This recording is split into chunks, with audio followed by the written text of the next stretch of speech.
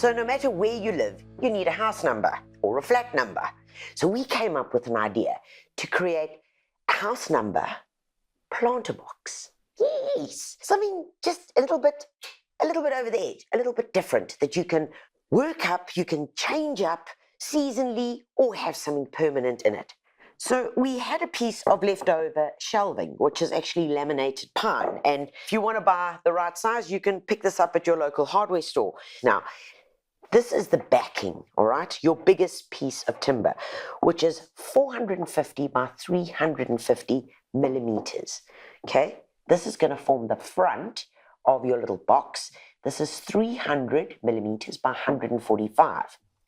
This is going to form the base, which is 300 by 105 millimeters. And then we've got two of these bad boys, and these are 115 by 125 millimeters. And these are going to form the side of the little box. Right, guys, we have had this cut by our local hardware. But of course, before we do anything, we've got to make sure that we get rid of bits like this. You see where it hasn't been cut very neatly. So I've got a bit of sandpaper here on my orbital sander.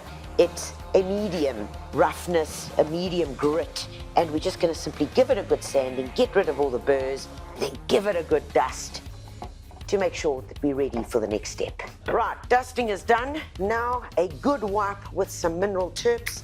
And guys, what that does is just preps our surface so that we can get rid of any other dusty bits that were left behind. Right, guys, the mineral terps has dried and we're ready now for our first application of our sealant. This is Woodok 35 exterior and we have it in a brown. When we're applying our first coat, remember to go with the grain, guys. Once we've done that, you want to allow it to dry completely. Once it's dried, fine steel wool and a good buff all over the pieces, top and bottom and sides. After the steel wool, cleaning with some mineral terps, and then apply your second coat. All right, guys, so all our treating, our sealing has been done, and now we start assembling. So remember, we've got 1, 2, 3, 4, 5 pieces. Don't worry about this piece for now. All we're going to be doing is assembling the little box part. Now, I've got a piece of the shelving left over, and you will notice that when you do this, it is 20, okay? It is 20 millimeters. Now, this is going to help you a whole lot when you are preparing your pilot holes or your countersink and where to line it up, because sometimes you kind of like get it wrong. So on this piece, which is your largest piece here, all I'm going to do is pop that little guy on the edge there and draw a line down. There we go.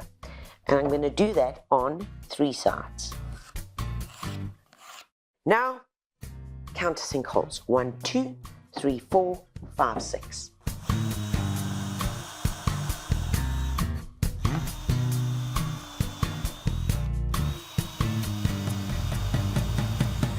Right, and now what we're going to do is attach this guy, all right, is going to sit like that. Okay, so we line them up and then just simply pop your screw in. And we take you and we put you there. The other side goes in there. Right, now all we've got to do is twist it around, because remember, we haven't attached here.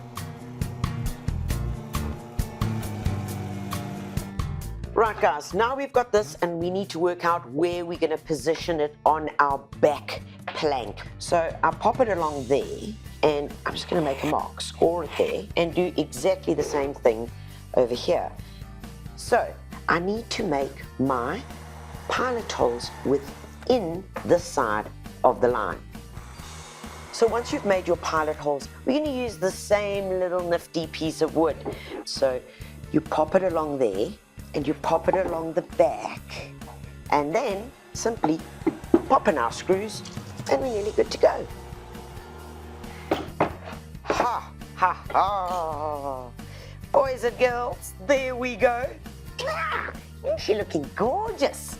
All right, all that's left to do now is I really just want to touch up over here and then put the numbers on.